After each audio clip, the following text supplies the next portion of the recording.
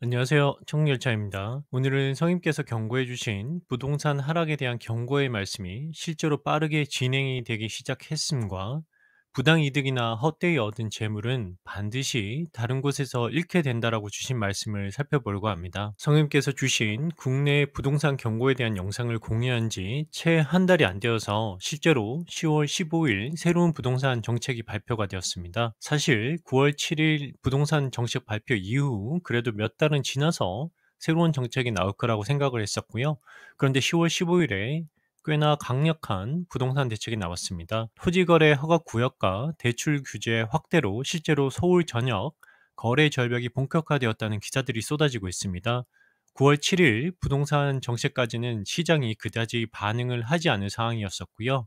2030년까지 서울 수도권 135만 호 착공을 하겠다는 내용을 보고 사람들은 실제 공급이 지금까지 이루어진 적이 없었기 때문에 나름 여유 있게 웃으며 관망을 할 따름이었습니다. 성님께서 10분의 1 가격에 대해서 보여주셨음을 공유해 드리면서 앞으로 5년에서 10년은 부동산을 투자의 대상으로 바라보지 마시고 손해를 조금 보시더라도 얼른 빠져나오라고 이렇게 공유해 드렸습니다. 제가 부동산 전문가는 아니지만 성님께 주신 경고의 말씀이라서 공유해 드렸을 뿐이고요. 사실 국내 부동산의 경우 어느 정도는 하락을 해도 일본의 장기 폭락 사태 같은 일은 오지 않을 거라고 거의 모든 분들이 생각하셨을 겁니다. 실제로 웬만한 일로는 그러한 일본식 대폭락은 일어날 수가 없는 게 사실입니다. 우선 9월 21일에 공유해드린 성님께서 주신 국내 부동산 경고에 대한 지난 영상을 한번 보시겠습니다. 그리고 9월 5일이었고요. 누군가가 하하에게 경기도 집을 8억에 사라고 부추기는 것을 보았습니다. 제가 그걸 보고는 나라면은 8천에도 안 살 듯한데 이렇게 매물을 해두었습니다. 그리고 9월 7일에는 경기 지역에 대해서 보여주셨네요. 경기와 다른 지방 지역이 되겠죠. 이런 부분들은 아무래도 성님께서 10분의 1 가격을 보여주셨다고 했는데요. 이 가격을 단순히 뭐 전부 10분의 1이 될 것이다 이런 것은 아니고요. 가격이 지속적으로 하락하게 되기 때문에 사람들이 투자를 하거나 아파트 가격 상승을 기대하기는 어렵다라고 받아들이시면 되겠습니다. 이 기간이 5년이 될지 10년일지는 알 수가 없고요. 결론적으로 앞으로는 서울을 제외한 지방 중심 지역을 제외하고는 집을 절대로 투자의 대상으로 보시면은 안 되겠다라는 것이 결론이 되겠습니다. 실거주 목적으로만 구매를 하시면 되시겠습니다. 많은 사람들이 모으고 사는 해산의 고통으로 다양한 방식으로 고통받는 것을 목격하게 되실 겁니다. 그러니까 서울을 제외한 경기도 지방 쪽으로는 빛을 내서 투자하신 분들은 얼른 빠져나오시면 되겠고요. 뭐 약간의 손해를 감수하셔야겠죠. 지금까지 성님께서 경고해 주시고 실제로 그 이후에 일어난 일들과 성취된 내용을 한번 확인해 보시기 바랍니다. 일단 10월 15일 부동산 정책이 생각보다 강력해서 서울 거래 절벽이 실제로 발생하고 있다는 기사들이 나오고 있습니다. 사실 이 정도에 머무르는 비싼 규제들이 나온다면은 사실 집값을 잡는 게 불가능합니다. 단 한 가지 방법을 제외하고는 말입니다. 보유세 관련 세제 개편인데요. 저도 보유세 관련 소문이 나오길래 설마 했습니다. 구윤철 부총리의 보유세 1% 발언 이후 김용범 대통령실 정책실장도 보유세가 낮은 건 분명한 사실이라고 발언하였고요. 보유세와 거래세 조정을 위한 실무적 절차를 예고했다라는 기사도 나왔습니다. 그러니까 실무적 절차를 예고했다는 것은 다양한 방식의 세제 개편을 실제로 진행하겠다고 선언한 것이라고 보시면 됩니다. 그리고 이재명 대통령이 조금은 놀라운 발언을 한 부분에 대한 기사가 나왔습니다. 이재명 대통령이 10월 24일에 수도권 집값을 못 잡으면 일본처럼 잃어버린 30년이 시작될 것이라고 발언했다라는 기사가 나왔습니다. 이 발언은 조금 섬뜩한데요.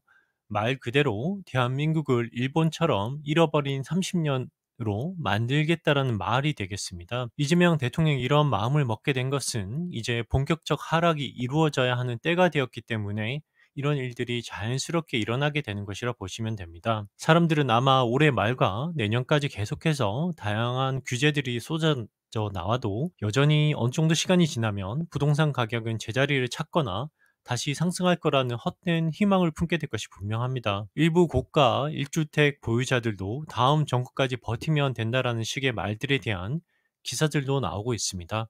거품을 제외한 정보인 국토교통부에서 제공된 등기가 완료된 실거래 기준으로 작성한 차트를 보시면 서울 아파트 지수는 이미 올 초부터 꾸준한 하향세가 이어지고 있습니다. 언론에서 말하는 것과 상반된 팩트가 실제로 확인이 되고 있습니다. 일본의 부동산 버블기에도 일본 내에서 부동산 불패 신화가 있었고요.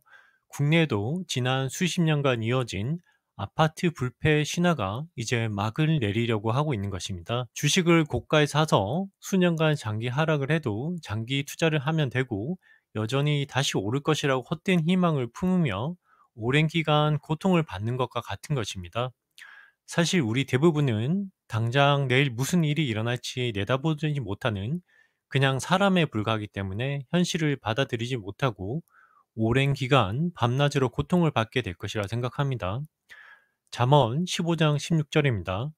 적게 가지고도 주를 두려워하는 것이 많은 재산을 가지고 그것으로 인해 괴로워하는 것보다 나으니라. 정말 성경 말씀대로 모으고 쌓는 해산의 고통과 많은 재산으로 인해 괴로워하게 되는 긴긴 하락의 시간이 시작되었다라고 보시면 되시겠습니다. 아마 정말 다양한 방식의 원투펀치가 끊임없이 이재명 정부를 통해서 쏟아져 나오게 될 것이고요. 마지막 결정타는 보유세나 세제 개편에 대한 어떠한 일이 될 것 같다라고 예상을 해봅니다. 그리고 현재 화면에 보이시는 일본, 한국 생산 가능 인구 비중 및 주택 가격 그래프를 보시면 국내의 경우 2018년에 이미 생산 가능 인구가 감소를 시작했음에도 일본과는 다르게 주택 가격이 오히려 끝까지 힘을 내며 상승을 하였는데요. 국내 아파트 가격 상승에 대한 집착이 얼마나 대단한지를 차트로도 직접 확인을 할 수가 있습니다. 집착과 관계의 끝에는 극심한 고통과 멸망이 뒤따르게 되겠습니다. 아마 올해 말 내년까지 계속해서 다양한 규제들이 쏟아져 나올 텐데요.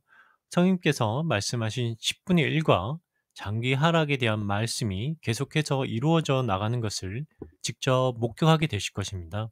화면에 보이시는 일본 도쿄의 부동산 거품과 일본 정부 대책에 관한 그래프를 한번 보시겠습니다. 보시면 일본에서도 1991년 부동산이 급등하자 공급 부족 때문이라는 불만들이 터져 나왔었고요. 그 2년이 지나 신규 주택 공급이 폭증하게 됩니다. 국내의 경우에도 올해 9월 7일 부동산 대책에서 2030년까지 서울 수도권에 135만 호를 착공하겠다는 내용을 발표하였는데요. 일본 부동산 거품이 절정에 달했던 시기와 똑같은 일이 지금 대한민국에서 일어나고 있는 것을 눈앞에서 목격하고 계십니다. 아직 본격적인 하락이 시작되지 않아서 실감이 나지 않으시겠지만요. 지금 이 순간이 국내 아파트 불패 신화의 종말의 시발점이 되는 것을 직접 목격하고 계십니다. 사람들은 당연히 이 순간이 긴긴 하락의 시작점임을 인지하지 못하고 설마 하는 정도일 거고요. 어느 정도 급락 이후에 여전히 버티려는 분들과 또다시 싸다라고 생각해서 주택 매수를 결정하는 분들이 있을 수 있는데요. 긴긴 하락이 얼마나 고통스러운지 경험하게 되실 거라고 생각합니다. 국내의 경우 정말 많은 사람들이 빚을 내서 아파트나 집을 장만한 상태입니다. 이미 서울 거래 절벽이 현실이 되었고요. 사지도 팔지도 못하게 가두리 해놓고 사람들을 학대하겠다라고 이재명 정부가 이미 공식적으로 전쟁을 선포한 상태입니다. 물론 아파트 가격은 어느 정도 하락을 해야 하고 안정이 되는 게 맞지만 이러한 폭력적인 학대는 일어나서는 안 되지만 그 일이 시작되려고 하고 있습니다. 국내의 집값 장기 하락은 깡통 주택 폭증과 영끌족들의 멸망으로 이어지게 됐고요. 전세 보증금 문제로 수많은 사람들의 고통, 무주택자들의 주거비 부담 증가, 경기 침체로 인한 수많은 자영업자들의 몰락 등으로 정말 많은 일들이 잇따르게 됩니다. 혹시 전세로 살고 계신 분들은요, 가능한 한 빠른 시일 내에 보증금을 보호할 방법을 찾으셔야 합니다. 네, 정말 전세 보증금이 눈앞에서 사라지는 일을 직접 목격하게 될 수도 있고요. 자영업자분들은 불안기에 적용 가능한 업종 전환이나 전략을 세우시면 되시겠습니다. 앞으로 있을 일들에 대해서 한번 생각을 해보면요. 지난 6월 3일에 대선 투표일 당일에 성님께서 보여주신 한 가지 꿈이 생각이 납니다. 대통령 대선 투표 당일에 이재명 대통령과 그의 측근들이 어느 스테이크 집에서 칼로 스테이크를 아주 잘게 썰어서 맛있게 먹는 장면을 꿈으로 보여주셨었는데요. 이재명 대통령 당선은 어느 정도 예상할 수 있었던 일이라서 그날 특정 인물의 당선을 공유하는 건 의미가 없다고 생각해서 따로 공유하지는 않았었습니다. 그런데 스테이크 같은 대한민국을 난도질에서 맛있게 먹는 모습이 그렇게 좋게 보이지는 않았었다는 기억이 나는데요. 결국 상님께서 보여주신 난도질 당한 대한민국 스테이크가 앞으로 있을 모든 일들과 사람들의 고통에 대한 모든 것을 한 장면으로 보여주신 것이라고 생각이 듭니다. 10월 1일 성령님께서 세상의 법칙, 부당이득은 반드시 다른 데서 잃게 된다라고 비유의 장면을 보이시면서 말씀을 주셨었고요. 잠언 13장 11절입니다. 헛되이 얻은 재물은 줄어들려니와 수고하여 모으는 자는 재물을 늘리리라. 네, 여러분 각자의 상황 속에서 앞으로 있을 일들에 대해서 성님께서 미리 보여주시고 경고해 주신 말씀을 참고하셔서 잘 준비하시면 되시겠습니다.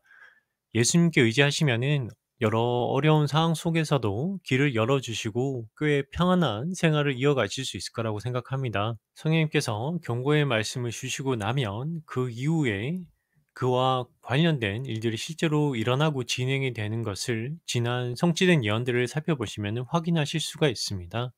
오늘은 여기까지고요. 다음 영상에서 뵙겠습니다.